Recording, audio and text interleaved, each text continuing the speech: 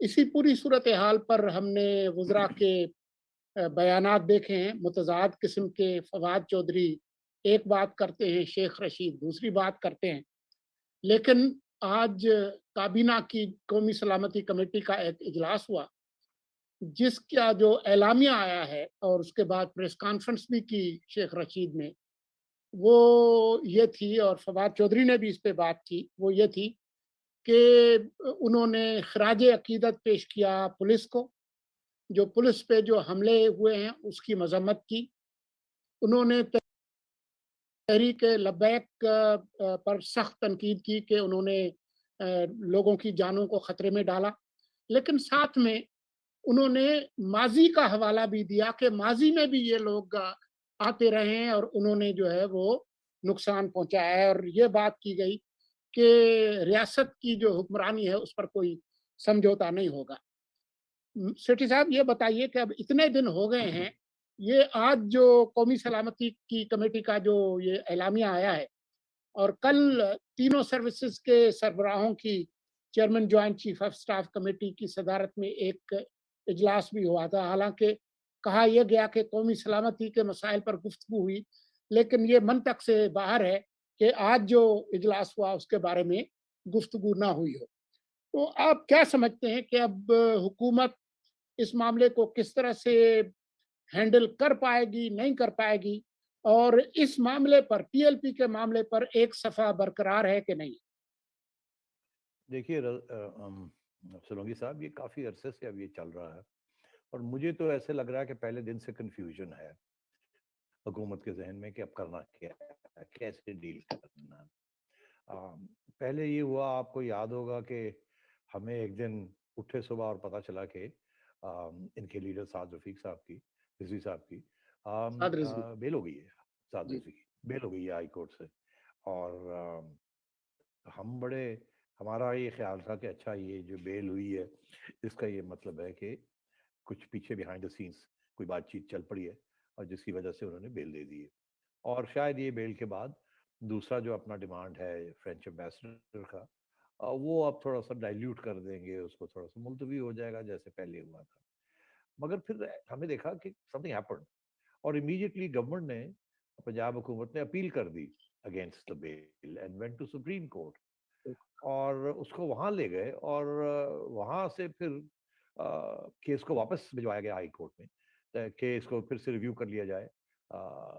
Supreme court का ये order था, तो वी वर सरप्राइज कि भाई, क्या कोई अच्छा तकड़ा केस पुट अप नहीं किया है शुरू में? कुछ अंडरस्टैंडिंग थी जिसकी वजह से हाई कोर्ट के आगे अपना केस नहीं प्रेजेंट किया और बेल को अलाउ कर दिया। फिर ये डबल थॉट हुई, यू टर्न लिया कि नहीं, ऐसे नहीं करना और अभी रेजिस्ट करनी है बेल। तो फिर उस वक़्त मुझे याद है, मेरा तज्ज़िया ये था कि मेरा ख़्याल था कि ये वो आसानी से गिव अप कर देंगे। मगर और उससे उस बेसिस के ऊपर इन्होंने फ़ैसला किया कि चलें अब बेल-वेल कर देते हैं। और उनके लीडर को बाहर निकाल के बात करते हैं। बिहाइंड द सीन्स तो बात चल रही होगी। मगर फिर जब ये यू टर्न लिया तो उसका ये मतलब था कुछ गड़बड़ हो गई है। इतना आसान भी नहीं होगा और ये अपने हाथ मज़बूत करना चाह रहे हैं फॉर नेगोशिएशन। कि नेगोशिएशन पक्की तकड़ी हो जाए, मुकमगा हो जाए, फिर हम बेल दिलवा देंगे। और हाई कोर्ट में उतनी देर तक इसको रोक कोल्ड स्टोरेज में रखते हैं। मगर फिर आपने देखा कि उन्होंने, दूसरी साइड ने ये भी बात नहीं मानी। उन्होंने अपना वो जो दूसरा डिमांड था वो गिव अप नहीं किया। शेख साहब, शेख रशीद का बयान था कि हम सारी बातें मानने के लिए तैयार हैं, बेल भी करा देते हैं, इनके शेड्यूल 2 और 4 के अंदर जो लोग हैं उनको फारग भी कर देते हैं, जो लोग गिरफ्तार हुए हैं सबको छोड़ देते हैं। मतलब ये हर बात मानने के लिए तैयार थे। और मेरा ख्याल है बिहाइंड द सीन्स कुछ शायद ये भी बात होगी होगी कि यार, आप लोगों का जो नुकसान हुआ है या आप लोगों का, वो भी हम कॉम्पनसेट कर देंगे क्वाइटली ऑन द साइड। मगर जब देखा कि दूसरी साइड बिल्कुल बात नहीं मान रही, तो ये फिर इन्होंने फिर एक कलाबाजी खाई। ये फिर वापस गए, इनकी असेसमेंट यही थी कि शायद वो मान जाएंगे। फिर ये गए और इन्होंने जाके फिर ये फैसला किया कि हम हार्ड लाइन लेंगे। और हार्ड लाइन से ये मुराद है कि हम इनसे ये कहेंगे कि अब रियासत जो है आप उसके साथ टक्कर मत लें, ये हुकूमत का मामला नहीं है। अच्छा, जब रियासत की बात आती है तो फिर थोड़े से मुश्किलात आ जाती हैं। पहले आपको याद होगा सोलंकी साहब के, जब रियासत की बात आती थी तो रियासत के ही लोग नेगोशिएट करते थे सही। और इनको इनको तो सामने शक्ल दिखाने के लिए रखा जाता था बिहाइंड द सीन्स। वही नेगोशिएट करते थे। और मेरा ये तजिया था कि शायद इस दफ़ा भी वो बिहाइंड द सीन्स वही नेगोशिएट करेंगे, बिकॉज कोई नहीं उनमें से ये नहीं चाहेगा, इस्टेब्लिशमेंट से ये कोई नहीं चाहेगा कि रेंजर्स को बाहर निकाला जाए और फिर कोई डेड बॉडीज हों और फिर वो जिम्मेदारी जो है वो इस्टेब्लिशमेंट के ऊपर आ जाए। वो बिल्कुल कतई इस चीज़ की तरफ नहीं जाना चाहेंगे और यही चाहेंगे कि गवर्नमेंट जो है उसके साथ खुद डील करे। हम हेल्प कर देते हैं मगर हमें बाहर मत निकालें, आगे हमारी बड़ी बदनामी हुई हुई है, आपको सपोर्ट कर करके हमें गालियां पड़ रही हैं, तो अब मेहरबानी करें आप ही डील करें इसके साथ। और आपके पास लोग हैं पीछे, हम हैं ऑफ कोर्स, मगर आप डील करें। मगर इनसे डील नहीं हो पा रही, इनको समझ नहीं आ रही how to go ahead and resolve this issue. और विद द रिजल्ट, और मैं समझता हूँ उसकी वजह मुझे समझ आ रही है ना, क्योंकि ये वादे करते हैं ये पूरे नहीं करते। एक दिन एक बात कहते हैं, अगले दिन दूसरी बात कहते हैं, इनके ऊपर एतमाद ही नहीं है, किसी सियासी जमात का इनके ऊपर एतमाद नहीं है, अब तो इस्टेब्लिशमेंट का भी इनके ऊपर एतमाद नहीं है। इनका तो ये हशर हुआ है, इनकी बात सुनने के लिए, मानने के लिए कोई तैयार नहीं है, तो झूठ बोलते हैं। अब मसला, प्रॉब्लम ये आ गया कि ये बड़ा सीरियस इशू है, यहाँ बहुत खतरनाक नताइज निकल सकते हैं इसके, अगर ये इस्लामाबाद तक पहुंच जाते हैं, बिकॉज ये बड़े मिलिटेंट लोग हैं, बड़े पैशनेट लोग हैं, और ये कोई राइब शाइब के खाते नहीं इनके लिए खोलते। और इनका जब तक इनकी लीडरशिप इनको कॉल ऑफ नहीं करेगी तो दे विल कंटिन्यू टू भी रखा हुआ है इनका, दूसरे डिमांड्स भी पूरे नहीं कर रहे और वो भी they are not ready to reliant.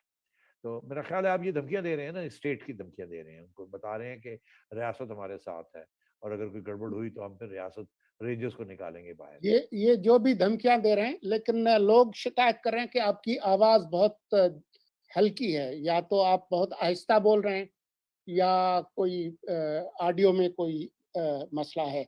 लोग कह रहे हैं कि उनको आपकी आवाज बहुत हल्की महसूस हो रही है।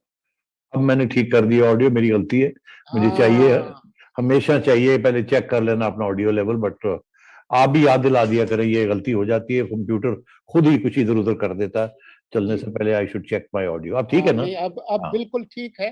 तो जो पूछने की बात है वो ये है कि कल भी और मेरे ख्याल में आज भी, कल भी शेख रशीद ने ये फरमाया कि ये जो कुछ भी मुज़ाकरात हुए हैं और हम जो कुछ भी कर रहे हैं, उसमें सिर्फ ये सियासी लीडरशिप या हुकूमत नहीं कर रही। उन्होंने नाम ले लेके बताया कि आर्मी चीफ इसमें मीटिंग में थे, तो जी डीजीएमओ थे, तो डीजीआईएसआई थे, ये सारे नाम उन्होंने लिए हैं। तो अगर ये सब लोग ऑन बोर्ड हैं, तो उसके बावजूद ये मामला रिजॉल्व नहीं हुआ। और आज जो है हमें कल ही ये पता चला कि साद रिजवी साहब जो हैं, जो कि जेल में थे, उनको इस्लामाबाद लाया गया है और आज भी वो इस्लामाबाद में हैं। तो ये मतलब किस तरीके का वो है सिस्टम कि एक बंदा जो कैद में है या जेल में है, उसको आप इस्लामाबाद लाते हैं, किस कानून के तहत लाते हैं?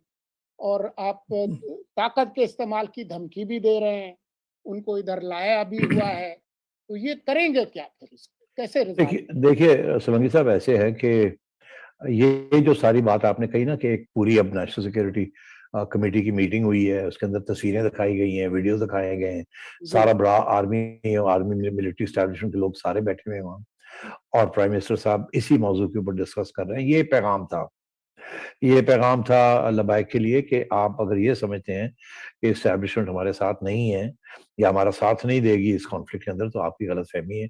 ये देखिए, हमने सब दिखा दिए, सब बैठे हुए हैं, और हमने ये भी कह दिया कि इसी मौजू के ऊपर हम डिस्कशन कर रहे हैं। ये बड़ा स्ट्रेंज है, ये ऐसी चीज मैंने पहले नहीं देखी कि इस किस्म के एक मौजू के ऊपर इतनी बड़ी एक मीटिंग हो जाए। तो इस मीटिंग का सिर्फ मकसद यही था कि उनको दिखाना था कि हम सब साथ हैं, और अगर आपने कोई गड़बड़ की तो पाकिस्तान की अफवाज जो है हमारी मदद करेगी, और रेंजर्स भी आएंगे और जो हम कहेंगे वही होगा।